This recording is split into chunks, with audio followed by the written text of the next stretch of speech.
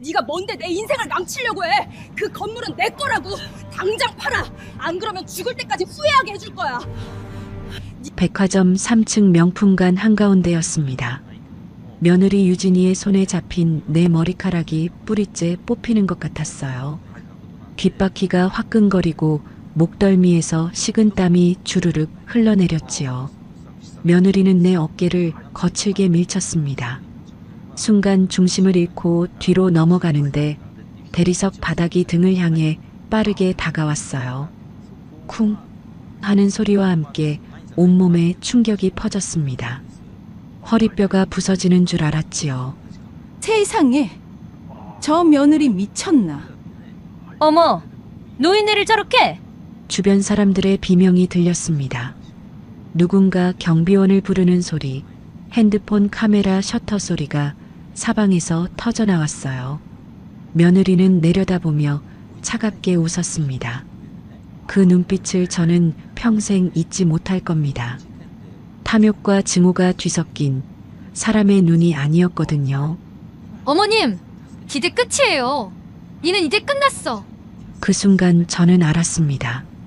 이 여자의 진짜 얼굴을, 그리고 내가 왜 이 모든 걸 계획했는지를. 구급차 사이렌 소리가 점점 가까워졌습니다. 나는 바닥에 누운 채 천장을 바라봤어요. 형광등 불빛이 눈부셨지만 입가에는 미소가 번졌습니다. 다 녹화됐다. 내가 중얼거리자 며느리의 얼굴이 새하얗게 변했지요. 그런데 네가 이 뭔데 내 이야기는 인생을 망치려고 해. 여기서부터 시작하는 게 네가 뭔데 아닙니다. 내 인생을 망치려고 해. 6개월 그 전으로 건물은 내 돌아가야 거라고. 해요. 당장 팔아. 모든 게 안 그러면 평화로워 죽을 때까지 보이던 후회하게 해줄 그때로 거야. 말입니다. 오늘은 63세 건물주 어머니가 200억짜리 건물을 노리고 10년간 복수를 계획한 며느리와 벌인 한판 승부 이야기를 들려드릴게요. 영상 끝까지 함께 해주세요. 아침 7시 나는 어김없이 눈을 떴습니다. 창문 틈새로 들어오는 햇살이 따스했어요. 무릎을 주물러가며 일어나 거실로 나갔지요. 15년 전 남편이 세상을 떠난 뒤로 이 넓은 집에서 혼자 사는 게 익숙해졌습니다. 싱크대에 서서 물을 받는데 손목이 시큰거렸어요. 나이가 드니 아침마다 몸 여기저기가 쑤셔요. 하지만 불평할 순 없지요. 건강하게 살아있다는 게 감사한 일이니까요. 커피를 내려 마시고 베란다로 나갔습니다. 강남 논현동이 한눈에 보이는 이곳이 내가 가장 좋아하는 자리예요.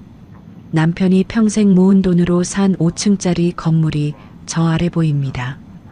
지금은 시세가 200억이 넘는다고 하더군요. 건물에서 매달 임대료가 7천만 원씩 들어와요. 1층 카페가 1,500, 2층 사무실이 2,000, 3층과 4층 학원들이 각각 1,500씩, 5층 헬스장이 1,500 세금 내고 나면 연 5억 정도 수입이 있지요. 관리비 빼고도 매달 손에 쥐는 게 4천만 원은 됩니다.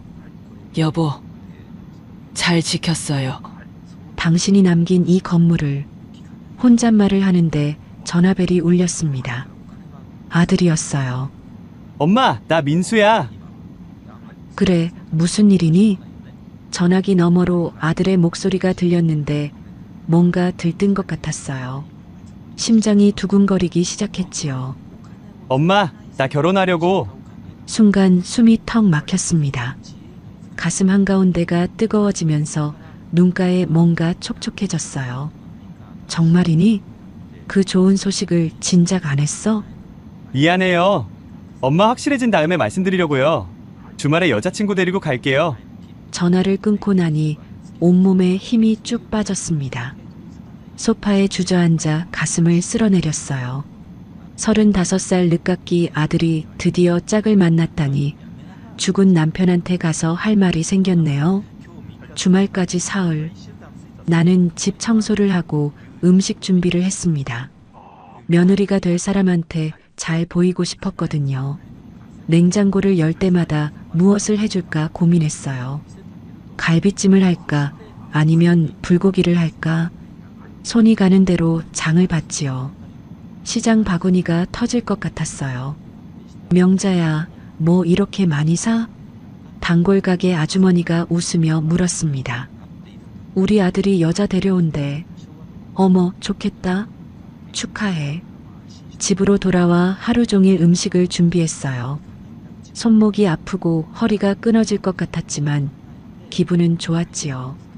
이런 게 행복이구나 싶었습니다. 토요일 오후 3시 초인종이 울렸습니다. 문을 여니 아들 옆에 한 여자가 서 있었어요. 키가 크고 날씬한 체구에 단정한 차림이었지요. 얼굴은 예뻤습니다. 하지만 그 순간 뭔가 이상했어요. 미소는 완벽한데 눈빛이 차가웠거든요. 마치 계산하듯 나를 훑어보는 시선이었지요. 어머님, 최유진이라고 합니다. 정말 뵙고 싶었어요. 여자가 고개를 깊이 숙이며 인사했습니다. 손을 내밀었는데 차가웠어요.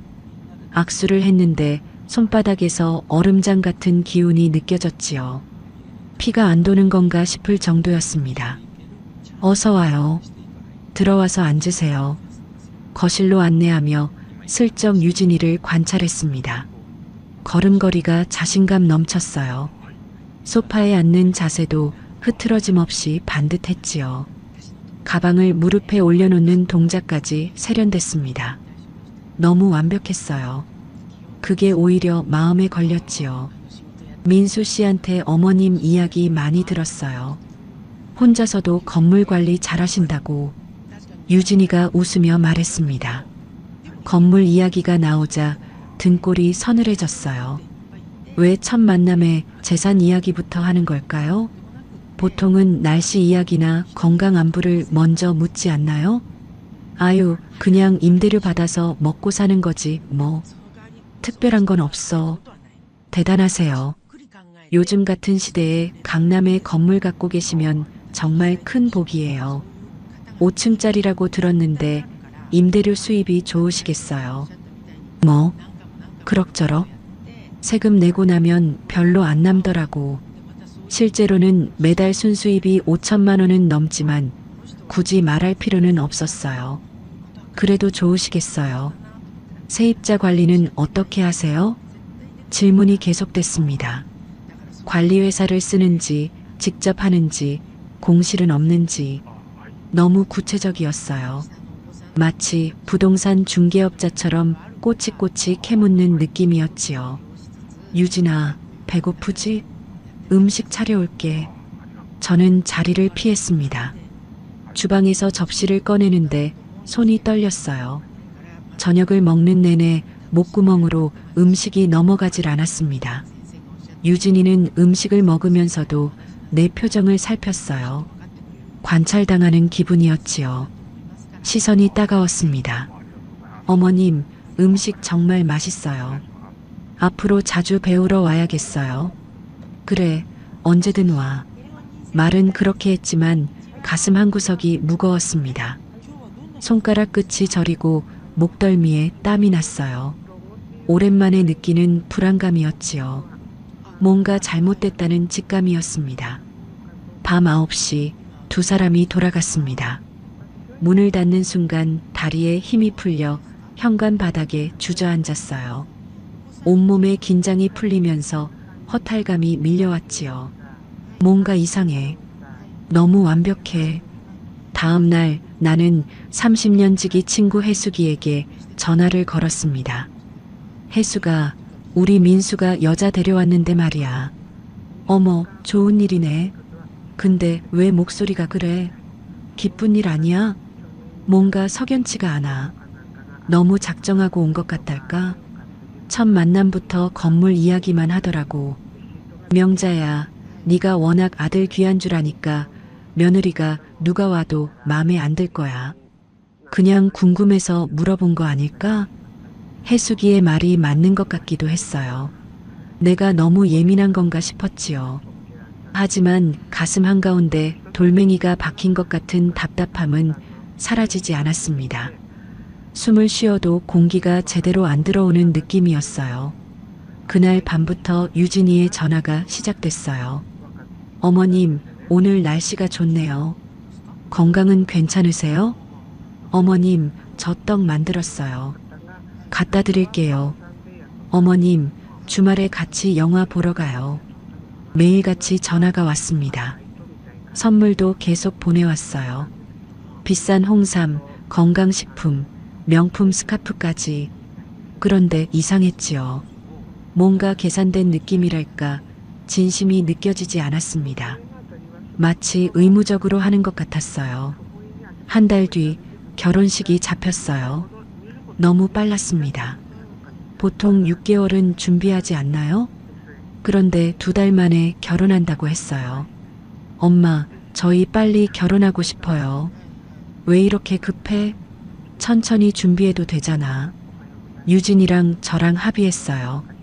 나이도 있고요. 아들의 말에 반대할 수 없었지요. 하지만 마음 한구석이 찜찜했습니다. 결혼식 당일 저는 일찍 식장에 도착했습니다. 유진이 측 하객석을 보는데 가슴이 철렁 내려앉았어요. 사람이 너무 적었거든요. 20명도 안 돼 보였지요. 우리 측은 100명이 넘는데 말입니다. 부모님은 왜 안 오셨어요?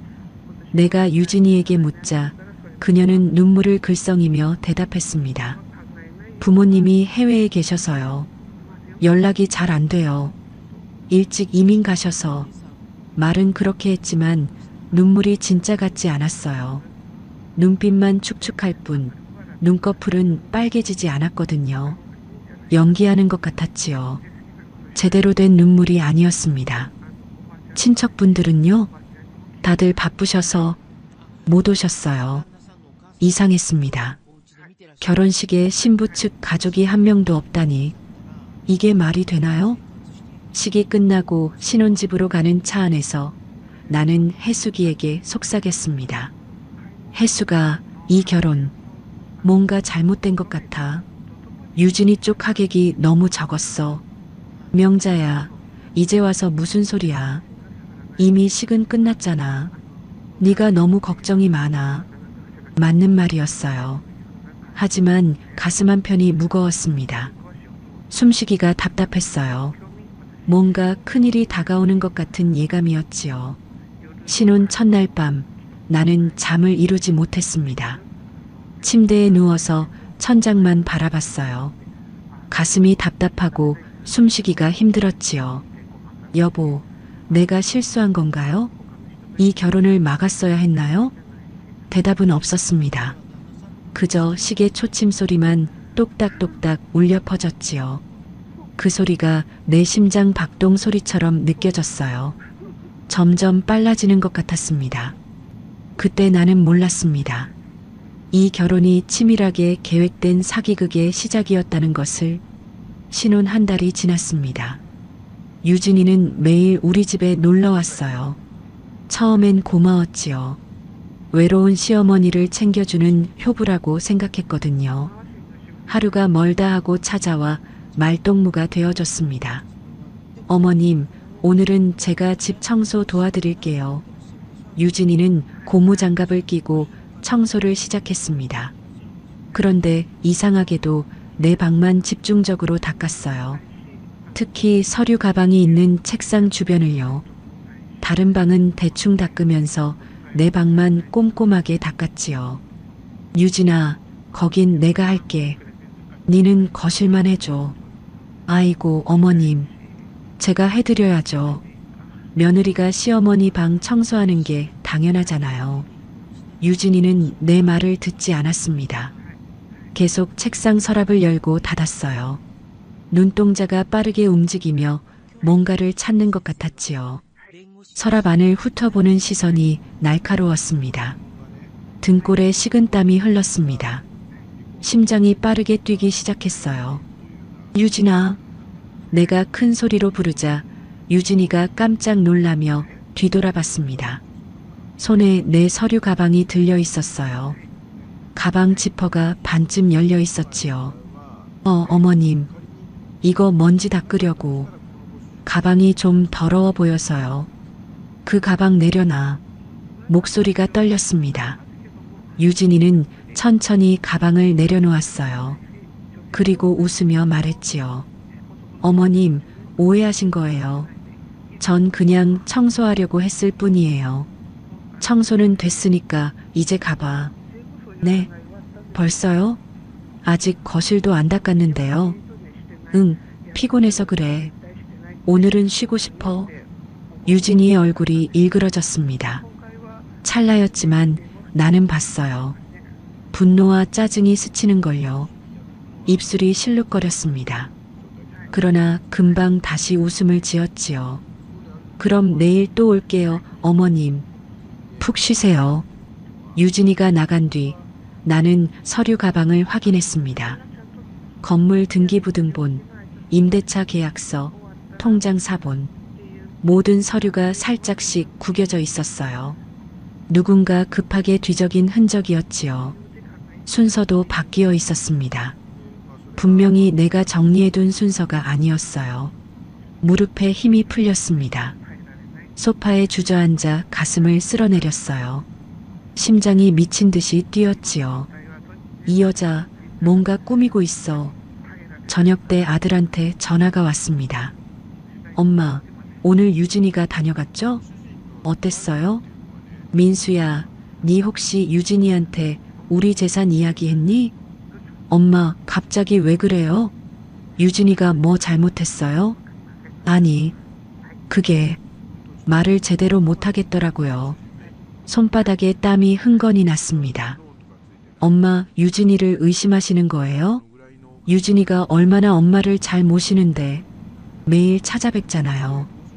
그게 아니라 유진이가 내 서류 가방을. 엄마, 유진이가 청소 도와드린 거잖아요. 왜 그렇게 곡해하세요? 민수야, 엄마, 솔직히 말씀드릴게요. 엄마가 유진이를 미워하는 것 같아요. 며느리가 예뻐서 질투하시는 거 아니에요? 아들의 말에 가슴이 철컥 내려앉았습니다. 목구멍이 메어왔어요. 숨이 막혔습니다. 민수야, 엄마가 언제 그랬니? 엄마는 그냥 더 이상 유진이 험담하지 마세요. 그럼 저도 엄마 안 뵐 거예요. 진짜예요. 뚝 전화가 끊어졌습니다. 핸드폰을 놓으니 손이 부들부들 떨렸어요. 눈물이 주르륵 흘러내렸지요. 평생 키운 아들한테 이런 소리를 들다니. 질투라니요. 내가 며느리를 질투한다고요? 그날 밤 잠을 이룰 수 없었습니다. 침대에 누워서 천장만 바라봤어요. 가슴이 답답하고 숨쉬기가 힘들었지요. 눈을 감으면 유진이의 차가운 눈빛이 떠올랐습니다. 여보, 나 어떻게 하면 좋아요? 아들이 날 오해하고 있어요. 새벽 4시 나는 일어나 거실로 나갔습니다. 창밖을 보니 어둠 속에서 건물 불빛만 반짝였어요. 저 건물을 지켜야 한다는 생각이 들었습니다. 내가 이 건물을 지켜야 해. 남편이 남긴 유일한 유산이니까. 다음 날 아침 혜숙이에게 전화를 걸었습니다. 혜숙아, 나 좀 도와줘. 무슨 일인데? 목소리가 왜 그래? 우리 며느리 조사 좀 해줄 수 있어? 혜숙이는 부동산 중개업을 하고 있었어요. 사람 신상 알아보는 데는 도 같은 친구였지요. 등기부등본이든 뭐든 다 뗄 수 있었습니다. 명자야, 네 정말 심각하구나. 뭘 조사해? 과거 경력, 직장, 가족관계. 알 수 있는 건 다 알아봐줘. 제발. 알았어. 시간 좀 걸릴 거야. 개인정보라 함부로 못 뜯어보거든. 2주 정도는 걸릴 것 같은데 괜찮아? 응, 기다릴게. 부탁해. 근데 명자야, 혹시 아무것도 안 나오면 어떡할래? 그냥 착한 며느리면? 그럼 내가 잘못 본 거겠지. 그래도 확인은 하고 싶어. 전화를 끊고 나니 조금 마음이 놓였습니다. 하지만 동시에 두려웠어요. 혹시 정말 뭔가 나오면 어쩌나 하는 불안감이었지요. 그 2주 동안 나는 유진이의 행동을 계속 관찰했습니다. 올 때마다 핸드폰으로 몰래 녹음도 했어요. 어머님, 건물 관리 정말 힘드시겠어요. 세입자들이 말 안 듣으면 어떻게 하세요? 관리회사에서 다 해줘. 그래도 어머님이 직접 하시는 것도 많으시잖아요. 나이 드시면 실수하실 수도 있고요. 실수라는 단어가 자꾸 나왔습니다. 마치 내가 판단력이 떨어진다고 암시하는 것 같았어요. 2주가 지났습니다. 혜숙이한테서 전화가 왔어요. 목소리가 떨리고 있었습니다. 명자야, 지금 당장 나 좀 만날 수 있어? 왜? 무슨 일이야? 뭐 나왔어? 전화로는 못해. 직접 봐야겠어. 급해. 가슴이 철렁 내려앉았습니다. 뭔가 큰일이 터진 것 같았어요. 손이 떨려서 핸드폰을 제대로 잡을 수가 없었습니다. 1시간 뒤 동네 카페에서 혜숙이를 만났습니다. 혜숙이는 주변을 살피더니 작은 봉투를 건넸어요. 손이 떨리고 있었지요. 이거 봐. 조용히 봉투를 열었습니다. 안에는 서류 몇 장이 들어 있었어요. 손이 떨려서 제대로 잡을 수가 없었지요. 첫 장을 펼쳤습니다. 개명신고서였어요. 최유진. 원래 이름은 강유진이었네? 응. 3년 전에 개명했어. 이름을 바꿨다는 건 뭔가 숨길 게 있다는 거잖아. 다음 장을 넘겼습니다. 판결문이 나왔어요. 글자가 눈앞에서 아른거렸지요. 심장이 쿵쾅거렸습니다. 사기죄로 집행유예. 피해자는 70대 노인. 5천만 원 편취. 숨이 막혔습니다. 심장이 터질 것 같았어요. 손이 떨려서 종이를 떨어뜨렸지요. 5년 전 일이야. 노인 대상 부동산 사기였어. 투자하면 돈 벌게 해준다고 꼬드겨서 전 재산을 날렸대. 그 할머니 결국 자살 시도까지 했다더라. 혜숙이의 목소리가 멀리서 들려왔습니다. 귀가 먹먹했어요. 더 있어. 이건 봐. 마지막 장을 펼쳤습니다. 임대차 계약서였어요. 임차인 이름이 강유진, 주소가 강남구 논현동. 이거 우리 건물이잖아. 맞아. 니네 건물 3층에 10년 전에 들어왔다가 임대료 못 내서 쫓겨났어. 그때 네가 직접 내보냈잖아. 기억 안 나? 머릿속이 하얘졌습니다. 기억이 천천히 돌아왔어요. 10년 전 임대료를 석 달이나 밀린 젊은 여자. 내가 법적 조치를 취하겠다고 하자 울면서 짐을 싸던 그 여자. 무릎을 꿇고 사정하던 모습이 떠올랐습니다. 그 여자였어. 유진이가. 그때 그 여자였어. 테이블을 붙잡았는데도 몸이 휘청거렸습니다. 혜숙이가 내 손을 꽉 잡았어요. 명자야, 정신 차려. 이건 복수야. 계획적인 접근이었어. 10년 전부터 니를 노린 거야. 그럼 우리 민수는, 우리 아들은 이용당한 거야. 유진이가 아들을 미끼로 쓴 거지. 카페를 나와 집으로 돌아오는데 다리에 힘이 하나도 없었습니다. 계단을 오르는데 숨이 턱턱 막혔어요. 한 계단 오를 때마다 현기증이 났지요. 현관문을 열고 들어가자마자 바닥에 주저앉았습니다. 온몸이 부들부들 떨렸지요. 내 아들을 이용한 거야. 건물을 빼앗으려고 10년이나 계획한 거야. 그날 밤 나는 결심했습니다. 이 며느리의 정체를 반드시 밝혀내겠다고. 그리고 내 건물을, 내 아들을 지켜내겠다고요. 절대 당하지 않겠다고 다짐했습니다. 그날 이후로 며느리를 대하는 게 달라졌습니다. 어머님, 오늘 날씨 좋죠? 산책 가실래요? 유진이가 웃으며 말했지만 이제 그 웃음이 가짜로 보였어요. 입꼬리만 올라가고 눈은 차갑게 식어 있었지요. 연기하는 얼굴이었습니다. 아니, 괜찮아. 네 바쁠 텐데 신경 쓰지 마. 에이, 어머님. 제가 어머님 모시는 게 당연하죠. 며느리인데요. 유진이는 계속 다가왔습니다. 매일같이 전화하고 집에 찾아왔어요. 감시당하는 기분이었지요. 내가 뭘 하는지 확인하려는 것 같았습니다. 어느 날 저녁 유진이가 또 놀러 왔습니다. 예고도 없이 갑자기 찾아왔어요. 어머님, 요즘 건물 관리는 어떻게 하세요? 또 건물 이야기였어요. 손바닥에 땀이 났습니다. 그냥 관리회사에 맡겨놨어. 별로 신경 쓸 일 없어. 에이, 어머님. 직접 하시면 힘드시잖아요. 임대료 받고 세입자 관리하고 나이 드시면 실수하실 수도 있고요. 가슴이 서늘해졌습니다. 실수라는 단어에 강조가 들어가 있었거든요. 협박처럼 들렸습니다. 별로 힘들진 않아. 나 아직 정정해. 그래도요. 요즘 부동산 사기도 많고 세입자들이 악질이면 골치 아프잖아요. 어머님 같은 분들이 제일 타겟이 되기 쉬워요. 유진이의 눈빛이 날카로워졌습니다. 나를 쏘아보는 것 같았어요. 위협하는 눈빛이었지요. 혹시 건물 파실 생각 없으세요? 지금 시세가 좋은데 팔고 편한 아파트로 이사 가시는 게 어때요? 관리도 안 하셔도 되고. 드디어 본색을 드러내는구나. 등골이 오싹했습니다. 아니, 안 팔아. 그건 네 아버님 유산이야. 절대 못 팔아.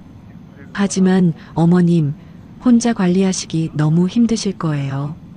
만약 실수로 사고라도 나시면 어떡하세요? 협박이었습니다.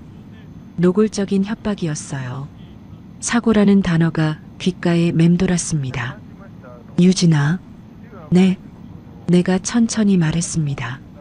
네, 우리 건물에 살았었지? 순간 유진이의 얼굴이 굳었습니다. 입술이 파르르 떨렸어요. 눈동자가 흔들렸지요. 무슨 말씀이세요? 10년 전 3층에 살다가 임대료 못 내서 쫓겨났잖아. 유진이는 벌떡 일어났습니다. 눈빛이 완전히 변해 있었어요. 증오와 분노가 가득했지요. 이제 더 이상 숨기지 않았습니다. 그래, 맞아요. 나 거기 살았어요. 그때 어머님이 날 쫓아냈잖아요. 기억하시죠? 임대료를 석 달이나 안 낸 네 잘못이지. 계약이 그런 거야. 어머님은 한 푼도 안 깎아주셨잖아요. 내가 무릎 꿇고 사정해도 냉정하게 쫓아내셨잖아요. 짐을 길거리에 내던지셨잖아요. 유진이의 목소리가 점점 커졌습니다. 침이 튀었어요. 얼굴이 붉게 달아올랐지요. 그게 복수야? 그래서 우리 아들한테 접근한 거야? 복수? 웃기지 마세요. 전 진짜 민수 씨 사랑해요. 거짓말. 네 목적은 건물이지. 내 재산이지. 유진이는 다가왔습니다. 얼굴이 바짝 가까워졌어요. 그녀의 숨소리가 거칠게 들렸지요. 숨에서 커피 냄새가 났습니다. 어머님, 증거 있어요? 네가 뭘 안다고 그래요? 말만 하지 말고 증거를 대보세요. 네 이름이 강유진이었던 거, 사기 전과 있는 거 다 알아. 유진이의 얼굴이 새파래졌습니다. 주먹을 꽉 쥐었다 폈어요. 손이 떨리고 있었지요. 조사했구나. 어머님이 내 아들한테서 떨어져. 안 그러면 경찰에 신고할 거야. 유진이는 비웃었습니다. 소름 끼치는 웃음이었어요. 신고? 해보세요. 내가 뭘 잘못했는데요? 전 그냥 사랑하는 사람이랑 결혼했을 뿐이에요. 법적으로 아무 문제 없어요.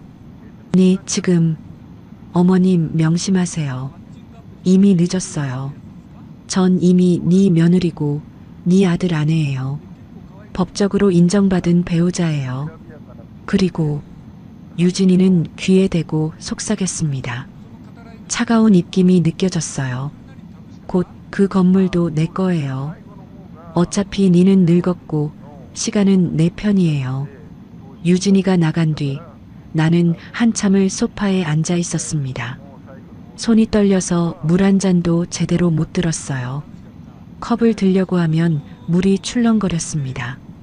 아들한테 전화를 걸었습니다. 엄마, 왜요? 민수야, 유진이 그 여자는 안 돼. 네 당장 이혼해야 해. 엄마, 또 시작이에요? 유진이가 뭘 어쨌다고요?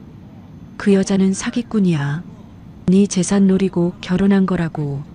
10년 전 우리 건물에서 쫓겨난 여자야.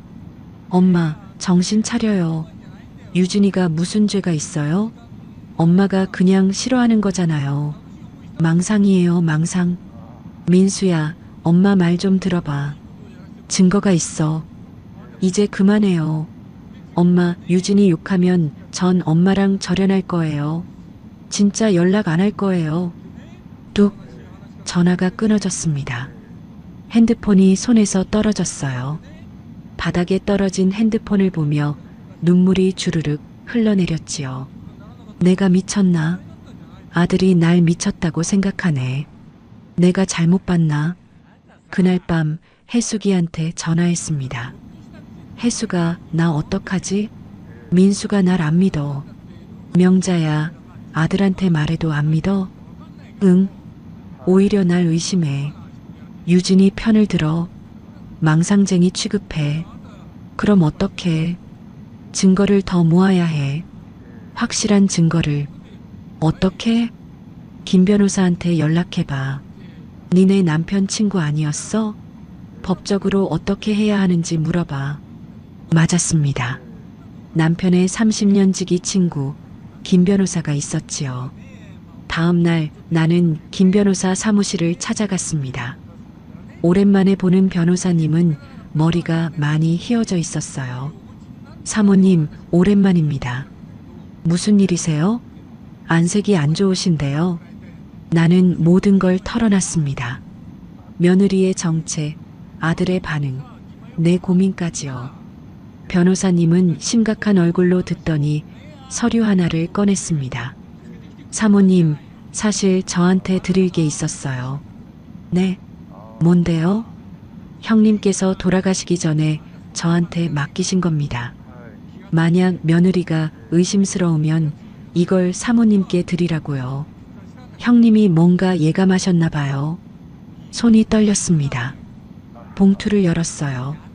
안에는 남편의 편지가 들어 있었지요. 여보, 내가 곁에 없으면 당신이 고생할 거요. 특히 재산 때문에 나쁜 사람들이 접근할 거요. 조심하시오. 그리고 이 건물만은 반드시 지키시오. 우리가 평생 모은 거니까. 명의는 절대 바꾸지 마시오. 당신 혼자 이름으로만 두시오. 편지를 읽는데 눈물이 뚝뚝 떨어졌습니다. 종이에 물방울이 번졌어요. 변호사님, 저 어떻게 해야 해요? 사모님, 싸우셔야 합니다. 법적으로 준비하시고 증거를 모으세요. 제가 도와드리겠습니다. 형님과의 약속이기도 하니까요.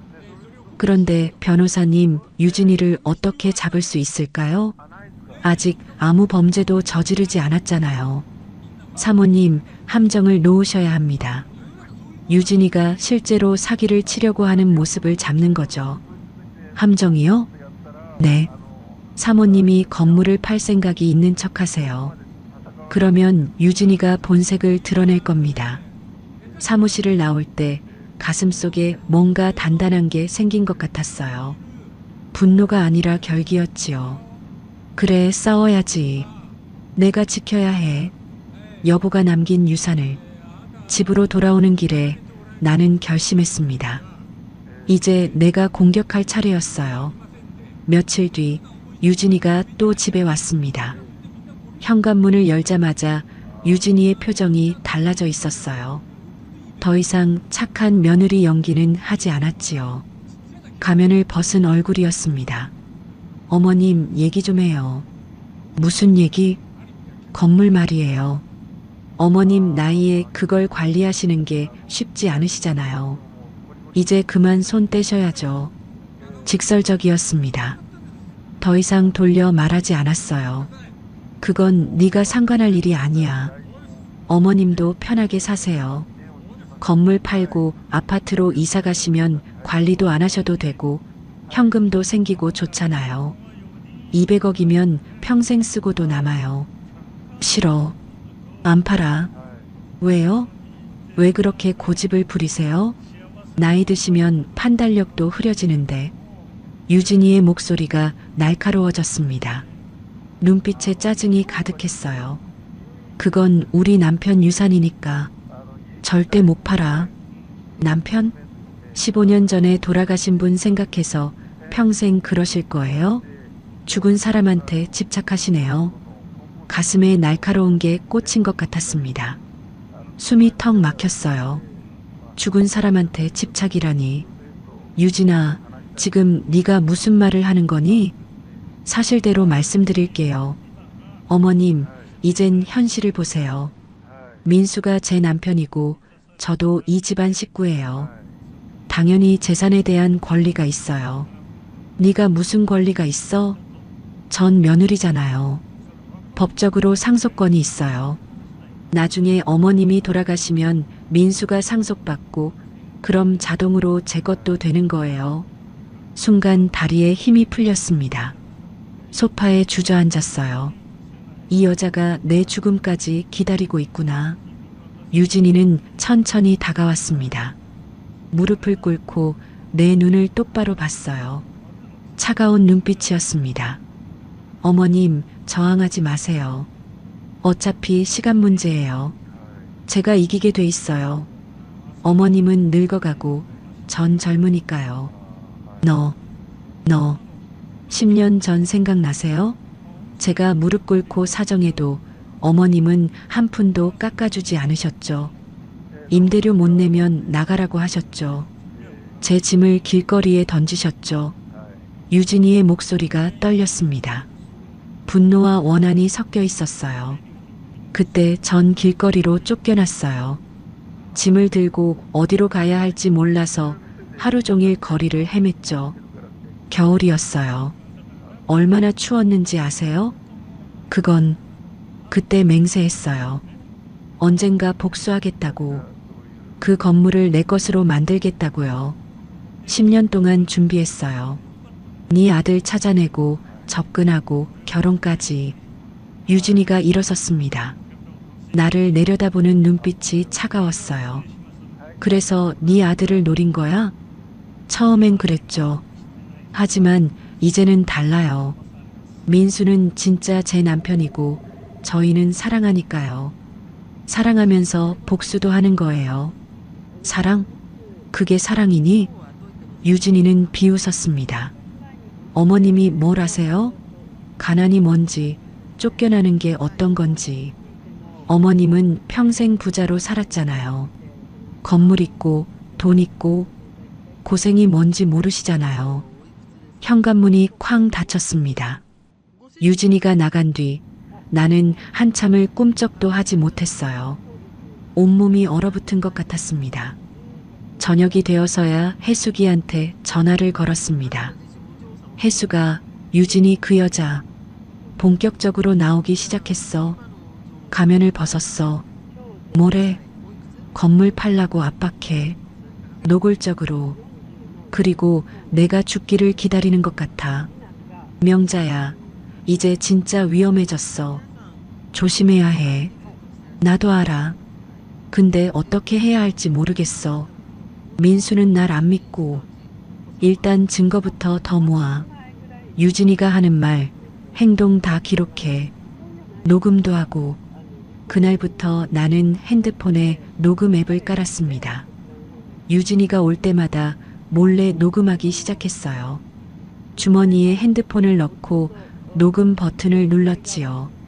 며칠 뒤 유진이가 또 왔습니다. 이번엔 더 조급해 보였어요. 어머님, 생각해 보셨어요? 뭘? 건물 매매요. 제가 좋은 부동산 알아요. 거기서 하면 빨리 팔 수 있어요. 니네 사람이지? 유진이는 대답하지 않았습니다. 그저 웃기만 했어요. 인정하는 웃음이었지요. 어머님, 계속 버티시면 힘들어지실 거예요. 어머님 나이에 무리하시면 건강 해칠 수도 있잖아요. 협박하는 거니? 협박이 아니라 충고예요. 어머님 연세가 있으시니까요.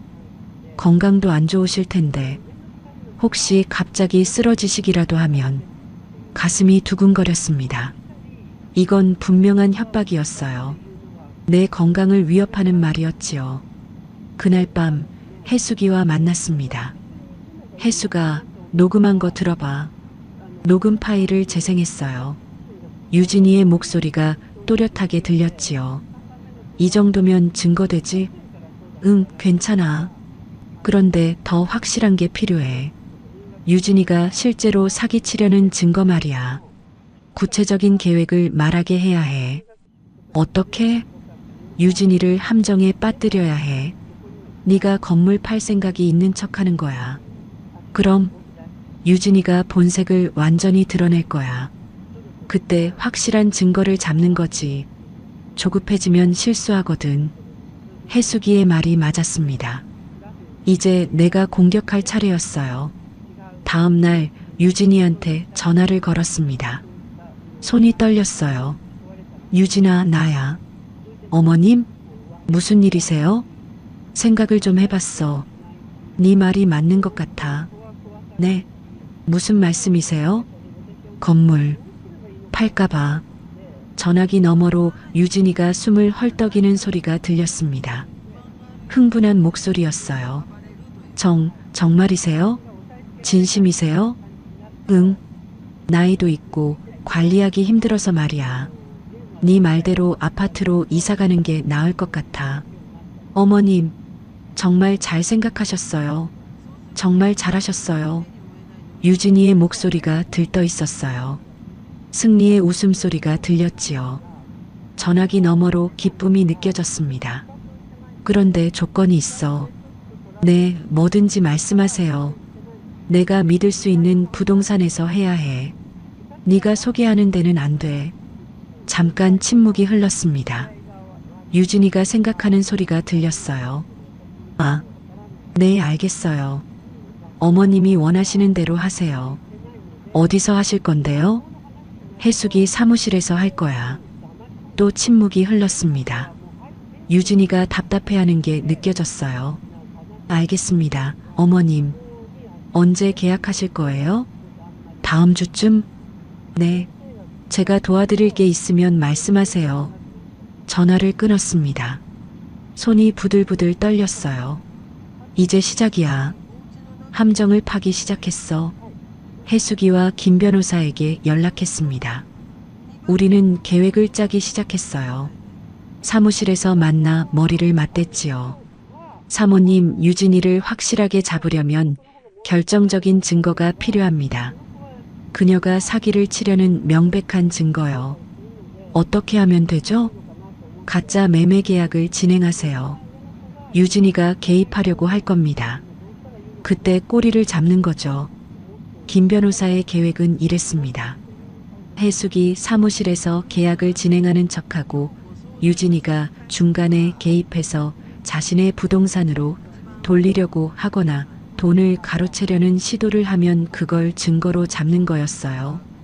그런데 변호사님, 제가 조사해 봤는데요. 유진 씨에게 공범이 있는 것 같아요. 공범이요? 네. 이철수라는 남자예요. 부동산 중개업자인데 유진 씨와 함께 노인들을 대상으로 사기를 쳐왔어요. 서류를 펼쳤습니다. 이철수의 사진이 있었어요. 30대 후반으로 보이는 남자였지요. 이 남자가 유진 씨의 남자친구예요. 그러니까 아드님은 이용당한 거군요. 가슴이 무너지는 것 같았습니다. 민수가 얼마나 충격받을까요? 더 있습니다. 유진 씨와 이철수는 이미 11건의 사기를 저질렀어요. 피해자는 모두 60대 이상 노인들이고요. 총 피해액이 80억이 넘어요. 80억이요? 네. 그들의 수법은 이래요. 먼저 유진 씨가 타겟을 정해요. 부동산을 가진 노인들이죠. 그 노인의 자녀에게 접근해서 결혼하고 부동산을 팔게 만들어요. 그런 다음 이철수가 가짜 매수자를 내세워서 계약금을 중간에서 가로채거나 시세보다 훨씬 싼 값에 팔게 만들어서 차액을 챙기는 거예요. 머리가 어지러웠습니다. 이렇게 치밀한 사기극이었다니. 사모님이 12번째 타겟이에요. 만약 속으셨다면 큰 피해를 보셨을 겁니다. 변호사님, 그럼 저희는 어떻게 해야 하죠? 유진이가 실제로 사기를 시도하는 현장을 잡아야 합니다. 그래야 확실한 증거가 되죠. 우리는 치밀하게 계획을 세웠습니다. 가짜 계약서를 만들고 가짜 매수자도 섭외했어요. 모든 게 진짜처럼 보이도록 했지요. 명자야, 이제 유진이한테 계약 날짜를 알려줘. 일주일 뒤로 잡자. 알았어. 나는 유진이한테 문자를 보냈습니다. 다음 주 월요일 오후 2시 해숙이 사무실에서 건물 매매 계약합니다. 답장이 금방 왔어요. 알겠습니다, 어머님. 제가 꼭 참석하겠습니다. 도와드릴 게 있으면 말씀하세요. 문자를 보며 씁쓸하게 웃었습니다. 오겠지. 당연히 올 거야. 함정인 줄도 모르고. 그 주 내내 유진이는 매일 전화를 걸어왔습니다. 어머님, 계약서 준비 다 하셨어요? 응, 다 했어. 도장도 챙기시고요. 그리고 신분증도요. 알았어. 유진이의 목소리에서 초조함과 흥분이 섞여 있었어요. 거의 다 이뤘다는 생각에 들떠 있는 것 같았지요. 주말이 지나고 월요일 아침이 밝았습니다. 나는 평소보다 일찍 일어났어요. 잠을 제대로 못 잤거든요. 여보, 오늘이에요. 오늘 증거를 잡아야 해요. 커피를 마시며 계획을 다시 확인했습니다. 모든 준비가 끝났어요. 오전 11시 유진이한테서 전화가 왔습니다. 어머님, 저 오후 2시에 갈게요. 그런데 제가 아는 부동산 분도 같이 가도 될까요? 어머님 도와드리려고요. 그래 와. 예상대로였습니다. 이철수를 데려오겠다는 거였어요. 오후 1시 30분 나는 집을 나섰습니다. 해숙이 사무실로 가는 길이었어요. 가슴이 두근거렸지요. 해숙이와 김 변호사가 먼저 와 있었습니다. 명자야, 준비 다 됐어. 녹음 장치도 설치했고. 고마워, 해숙아. 2시 정각 유진이가 도착했습니다. 이철수와 함께였어요. 드디어 공범을 직접 보는구나. 어머님, 이쪽은 제 지인인 이대리님이에요.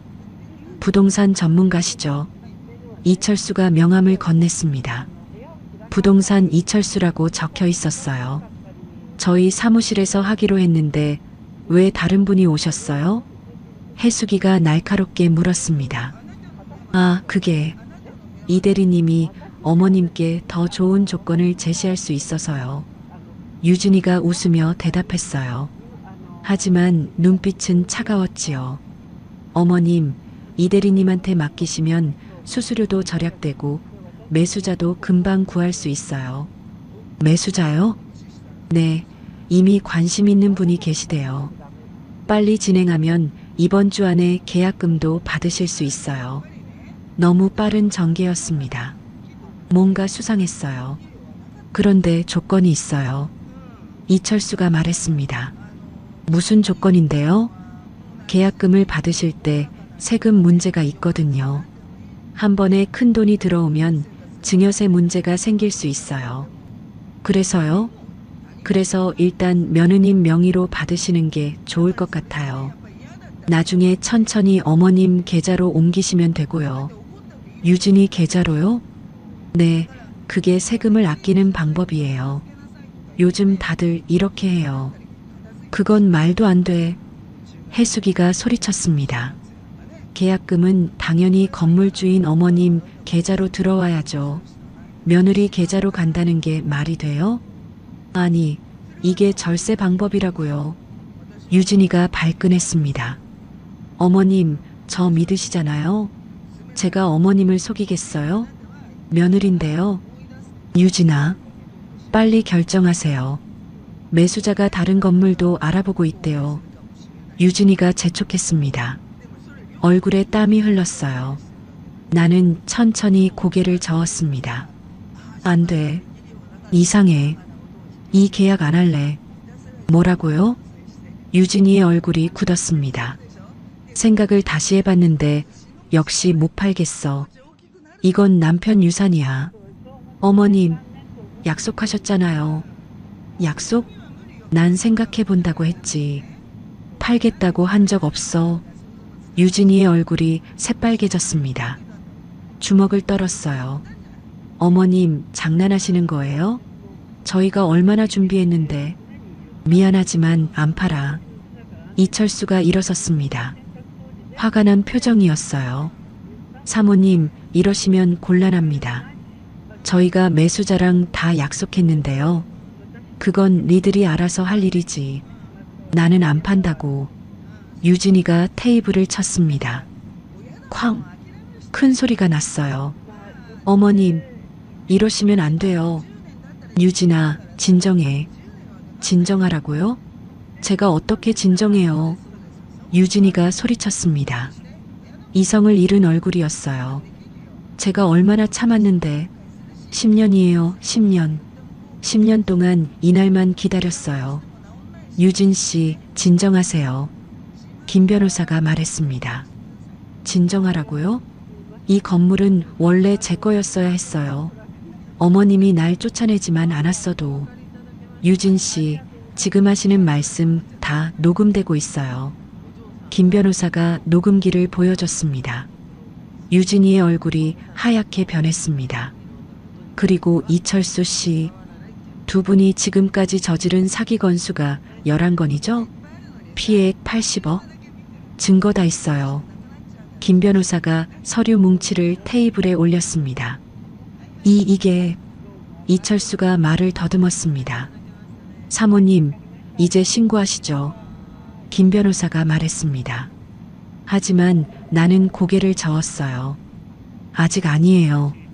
아직 끝나지 않았어요. 유진이를 똑바로 봤습니다. 유진아, 네 계획이 뭐였어? 처음부터 끝까지 다 말해봐.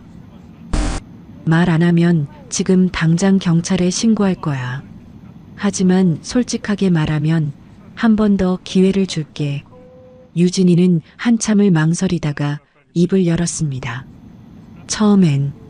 처음엔 그냥 복수하려고 했어요. 어머님이 날 쫓아낸 것에 대한 복수. 그래서 민수 씨를 찾아냈어요. 3년 전에. 그리고 우연을 가장해서 접근했죠. 사귀고 결혼하고. 그 다음은 건물을 팔게 만들려고 했어요. 어머님을 설득해서 건물을 팔게 하고 이철수 씨가 가짜 매수자를 내세워서 계약금을 중간에서 가로채는 거였어요. 50억 정도요. 50억을? 네. 계약금 명목으로 50억을 제 계좌로 받으면 저희가 잠적하는 거였어요. 매수자는 가짜니까 계약은 무효가 되고 어머님은 돈만 날리는 거죠. 끔찍한 계획이었습니다. 그리고 만약 그게 안 되면. 유진이가 말을 멈췄습니다. 말해. 어머님을 백화점으로 유인해서 사람들 앞에서 어머님이 정신이 이상하다고 소리치려고 했어요. 그러면 어머님 말을 아무도 안 믿을 테니까. 가슴이 서늘해졌습니다. 이렇게 치밀하게 계획했다니. 그런데 어머님이 먼저 알아채셔서 계획이 다 틀어진 거예요. 유진이가 고개를 떨궜습니다. 이제 됐어요, 변호사님. 충분한 증거죠? 네, 충분합니다. 김 변호사가 고개를 끄덕였습니다. 하지만 아직 경찰은 부르지 마세요. 한 가지 더 할 게 있어요. 나는 유진이를 봤습니다. 유진아, 내일 백화점에서 만나자. 네, 네가 원래 계획한 대로. 백화점 3층 명품관. 내일 오후 2시 왜요? 가면 알아. 꼭 와. 안 오면 지금 당장 경찰에 신고할 거야. 유진이는 고개를 끄덕였습니다. 사무실을 나오며 해수기가 물었습니다. 명자야, 왜 백화점에서 만나자고 했어? 유진이를 완전히 끝장낼 거예요. 그 여자가 진짜 본성을 드러내게 만들 거예요. 위험해. 유진이가 정말 니를 해칠 수도 있어. 괜찮아요. 제가 준비할게요. 그날 밤 나는 계획을 세웠습니다. 5단에 숨길 소형 카메라도 준비했어요. 여보, 내일이에요. 내일 모든 게 끝나요. 다음 날 나는 백화점으로 향했습니다. 오후 2시 3층 명품관. 사람들이 많았어요. 나는 소형 카메라를 5단에 숨기고 핸드폰 녹음도 켰지요. 유진이가 도착했습니다. 얼굴이 창백했어요. 어머님, 왔니? 주변에 사람들이 많았습니다. 쇼핑하는 사람들, 구경하는 사람들로 붐볐어요. 유진아, 네 정말 우리 건물을 빼앗으려고 했구나. 어머님, 제발. 10년 동안 복수를 계획했지. 우리 아들을 이용해서. 유진이는 아무 말도 하지 못했습니다. 그런데 말이야, 유진아. 니는 한 가지를 몰랐어. 뭐려? 나도 니만큼 치밀하다는 걸. 유진이의 얼굴이 굳었습니다. 어제 네가 한 말 다 녹음했어. 네 계획 전부 다. 그리고 니네가 지금까지 저지른 사기 증거도 다 있어. 어머님, 경찰에 신고하면 니는 최소 5년은 감옥에 가야 할 거야. 유진이의 얼굴이 일그러졌습니다. 하지만 기회를 한 번 줄게. 지금 당장 민수랑 이혼하고 내 앞에서 사라져. 그럼 신고 안 할게. 그게 말이 돼요? 안 그러면 감옥이야. 선택해. 유진이는 한참을 망설였습니다. 그러다가 갑자기 얼굴이 변했어요. 분노로 일그러진 얼굴이었지요. 어머님, 어머님이 다 망쳤어요. 유진이가 소리쳤습니다. 10년이에요. 10년 동안 준비했는데 어머님 때문에 다 틀어졌어요. 주변 사람들이 쳐다보기 시작했습니다. 유진아, 진정해. 진정하라고요? 어떻게 진정해요? 유진이가 내게 다가왔습니다. 눈에 광기가 서렸어요. 네가 뭔데 내 인생을 망치려고 해? 유진이가 내 머리채를 잡았습니다. 아팠어요.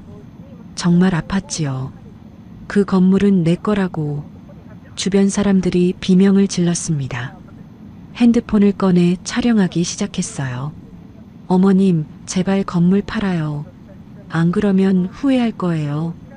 유진이가 나를 밀쳤습니다. 순간 중심을 잃고 뒤로 넘어갔어요. 쿵! 대리석 바닥에 부딪히는 순간 온몸에 충격이 퍼졌습니다. 허리가 아팠어요. 하지만 입가에는 미소가 번졌지요. 다 녹화됐다. 유진이의 얼굴이 하얗게 변했습니다. 주변을 둘러보니 수십 명이 핸드폰으로 촬영하고 있었어요. 네오단의 카메라도 모든 걸 녹화하고 있었지요.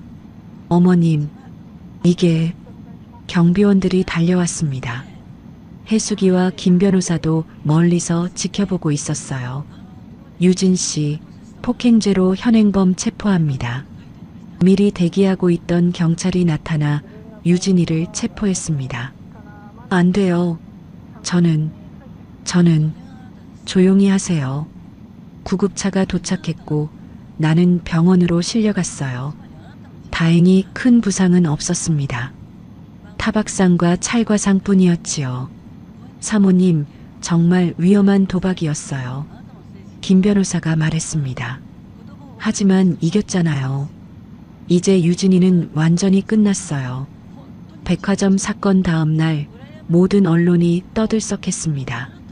며느리, 시어머니 폭행, 10년 복수극, 200억 건물 노린 조직적 사기당 검거, 신문과 인터넷에 기사가 쏟아졌어요. 유진이와 이철수의 얼굴이 공개됐지요. 아들한테서 전화가 왔습니다. 엄마, 저 죄송해요. 목소리가 떨리고 있었어요. 괜찮아, 민수야. 네 잘못이 아니야. 전 정말 몰랐어요. 유진이가 그런 사람인 줄 알아. 그 여자가 워낙 치밀했으니까. 엄마가 말씀하셨을 때 들었어야 했어요. 죄송합니다. 아들이 울었습니다. 나는 아들을 만나러 갔어요. 카페에서 아들을 만났는데 얼굴이 많이 상해 있었습니다. 살이 빠지고 눈 밑에 다크서클이 짙었어요. 민수야. 엄마, 전 바보였어요. 완전히 속았어요. 아들을 안아줬습니다. 아들은 한참을 울었어요. 괜찮아. 다 지나갈 거야. 니는 새 출발하면 돼. 네. 빨리 이혼하고 싶어요. 경찰 조사가 시작됐습니다. 유진이와 이철수의 죄목이 계속 늘어났어요. 사모님, 추가 피해자가 더 나왔어요. 총 15건이에요. 피해액만 100억이 넘어요. 형사가 말했습니다.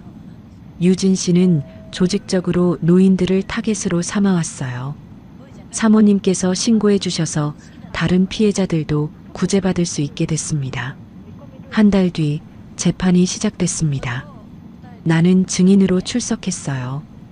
법정에 들어서는데 다리가 떨렸지만 참았습니다. 증인은 앞으로 나와주세요. 증인석에 섰습니다. 유진이가 피고석에 앉아 있었어요. 눈이 마주쳤지요. 유진이의 눈빛이 달라져 있었습니다. 예전의 날카로운 눈빛이 아니었어요. 후회와 절망이 섞여 있었지요. 증인은 피고와 어떤 관계입니까? 시어머니입니다. 피고가 증인에게 어떤 행동을 했는지 진술해 주세요. 나는 차근차근 말했습니다. 유진이가 접근한 방법, 건물을 노린 과정, 협박, 그리고 백화점에서의 폭행까지 모든 걸 말했어요. 말을 하는 동안 목이 메었습니다. 하지만 참았어요. 이상입니다. 증인석에서 내려오는데 유진이가 일어섰습니다. 어머님, 정말 죄송합니다. 유진이가 큰 소리로 외쳤어요. 법정이 술렁였지요. 조용히 하세요. 판사가 망치를 두들겼습니다. 재판은 2시간 넘게 이어졌어요. 검사가 엄벌을 주장했고 유진이 변호사는 정상 참작을 호소했지요. 피고는 어려운 환경에서 자랐고 10년 전 억울한 일을 당했습니다. 하지만 검사가 반박했습니다. 피고는 조직적이고 계획적으로 범행을 저질렀습니다. 피해자가 15명, 피해액이 100억이 넘습니다. 엄벌이 필요합니다. 2주 뒤 판결이 났습니다.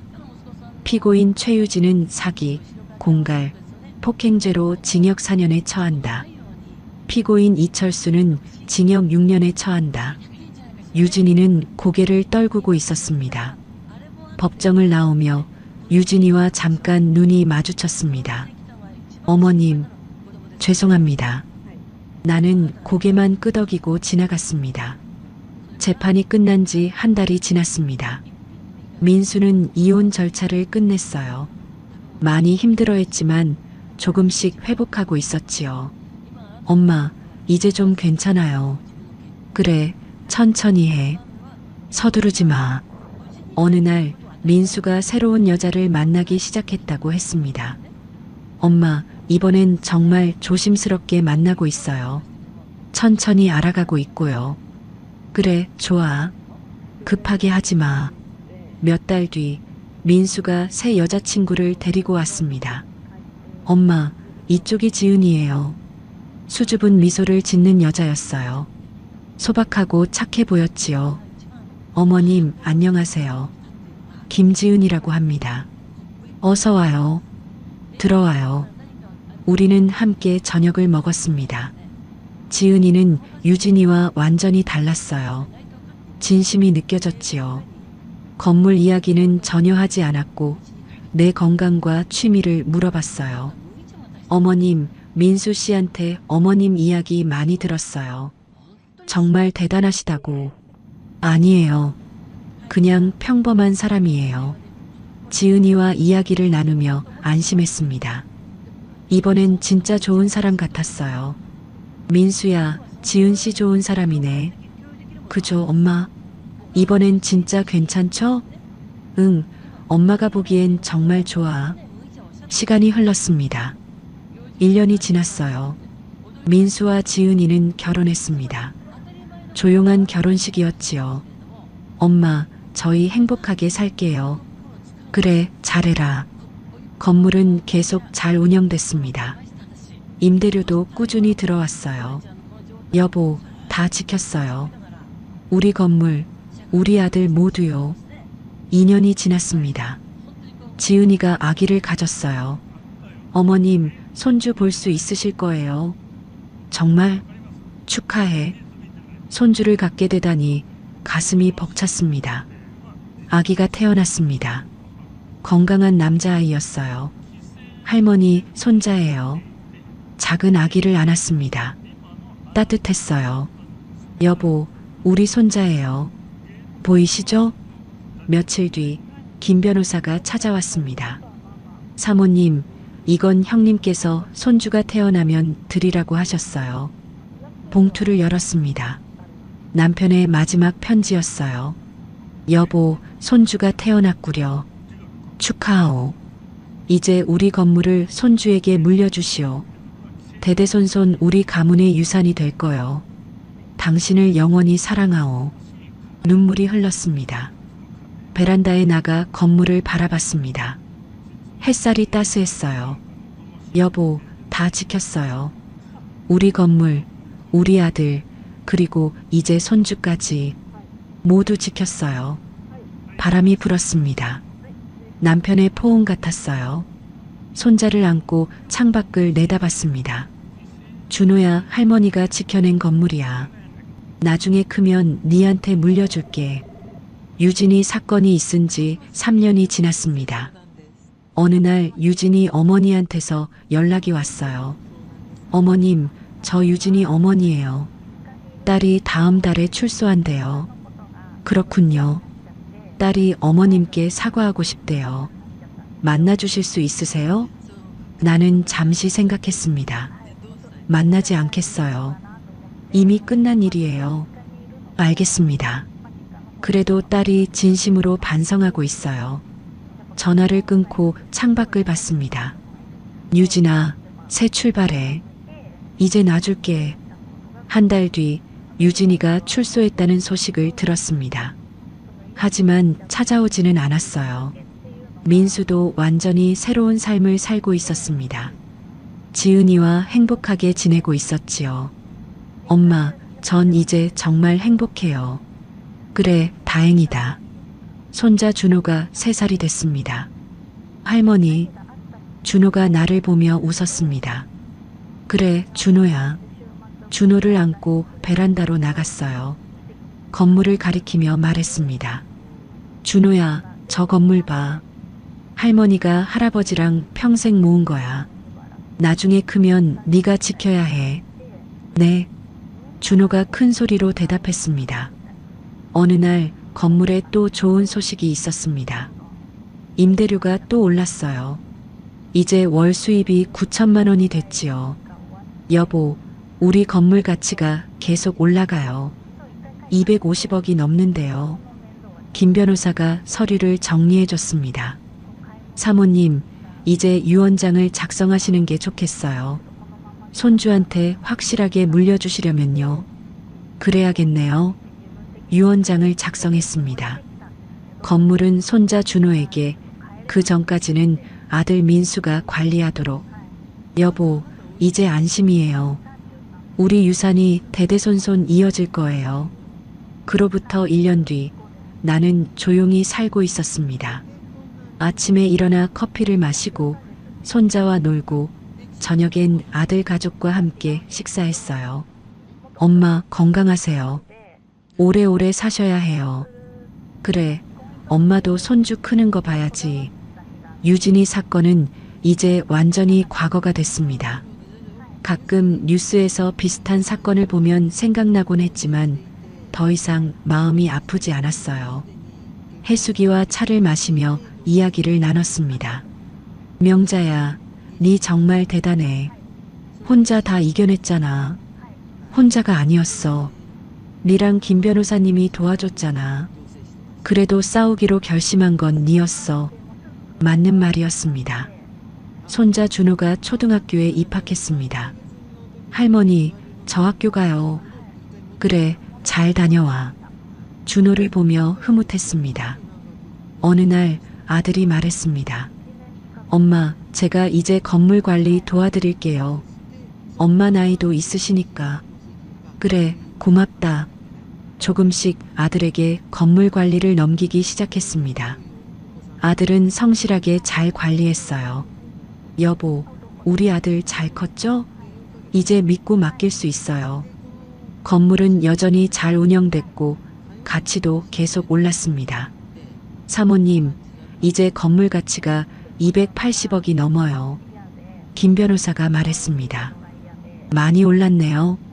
네, 좋은 위치라서요. 계속 오를 겁니다. 어느 봄날 나는 베란다에 앉아 햇살을 쬐고 있었습니다. 손자 준호가 학교에서 돌아와 안겼어요. 할머니, 그래, 준호야. 학교 재밌었어? 네. 오늘 친구들이랑 놀았어요. 준호를 안고 건물을 바라봤습니다. 햇살을 받아 반짝이고 있었어요. 준호야, 할머니가 너한테 해줄 이야기가 있어. 뭐예요? 저 건물은 네 할아버지랑 할머니가 평생 모은 거야. 나중에 크면 네가 지켜야 해. 알았지? 네. 제가 꼭 지킬게요. 준호가 씩씩하게 대답했습니다. 그날 저녁 가족들이 모두 모였습니다. 민수, 지은이, 준호. 함께 저녁을 먹었어요. 엄마, 오늘 음식 정말 맛있어요. 그래, 엄마가 네 좋아하는 거 해줬지. 행복한 시간이었습니다. 식사를 마치고 나는 남편 사진 앞에 섰습니다. 여보, 우리 이겼어요. 건물도 지켰고 아들도 행복하고 손주도 건강하게 자라고 있어요. 당신 덕분이에요. 사진 속 남편이 웃고 있는 것 같았습니다. 베란다로 나가 밤하늘을 봤어요. 별이 반짝이고 있었지요. 여보, 당신 저기 계시죠? 나보고 있죠? 바람이 불었습니다. 따뜻한 바람이었어요. 나는 웃었습니다. 진심으로 행복하게. 가족은 지켜야 할 것이지만 나 자신도 지켜야 합니다. 악은 결국 스스로 무너지고 진실은 반드시 밝혀집니다. 그리고 사랑하는 사람은 떠나도 그 사랑은 영원히 남습니다. 이것이 내 인생에서 배운 가장 소중한 교훈이었어요. 명자 씨의 이야기 어떠셨나요? 10년이라는 긴 겨울을 견뎌낸 끝에 명자 씨에게도 따스한 봄이 찾아왔습니다. 남편이 남긴 건물처럼 사랑도 시간이 지나면 더 단단해지는 법이지요. 시작하기 전에 미리 말씀드려야 할 게 있었는데요. 10년 전에 쫓아낸 세입자가 아들과 결혼해서 200억짜리 건물을 누렸다니 드라마도 아니고 세상에 이런 일이 있어? 라고 생각하실 수도 있겠지만 실제로 경찰청 통계에 따르면 노인 대상 재산 범죄가 매년 수천 건씩 발생하고 있고 특히 가족이나 지인을 통한 접근형 사기가 크게 늘고 있다고 합니다. 혼인을 이용한 재산 탈취 시도 역시 적지 않게 보고되고 있어요. 다만 오늘 사연은 실제 경험담을 바탕으로 각색한 것이라는 점 양해 부탁드려요. 전달 과정에서 일부 과장이나 극적 요소가 더해졌을 수 있습니다. 하지만 이 이야기가 주는 교훈은 분명해요. 첫째, 재산 관련 서류는 반드시 따로 보관하고 가족이라도 함부로 보여주지 마세요. 둘째, 직감이 이상하다고 느끼면 그 느낌을 무시하지 마세요. 내 감각을 믿으세요. 셋째, 아무리 가까운 사이라도 첫 만남부터 돈 이야기를 꺼내는 사람은 경계하세요. 넷째, 혼자 싸우지 말고 믿을 수 있는 사람의 도움을 받으세요. 함께하면 이길 수 있습니다. 혹시 지금 가족 문제나 재산 분쟁으로 힘드신 분들이 있다면 명자 씨처럼 증거를 차근차근 모으고 전문가의 도움을 받아보세요. 포기하지 않으면 반드시 일이 열립니다. 어둠이 깊을수록 새벽이 가깝습니다. 지금 힘드셔도 반드시 햇살 드는 날이 올 거예요. 구독과 좋아요, 알림 설정을 눌러주시면 여러분께도 명자 씨처럼 진정한 행복이 찾아올 거예요. 댓글로 시청하고 계신 지역과 의견을 남겨주세요. 순잔의 사연 다음에도 재미있는 사연으로 또 찾아뵙겠습니다. 항상 건강하시고 행복하세요. 감사합니다.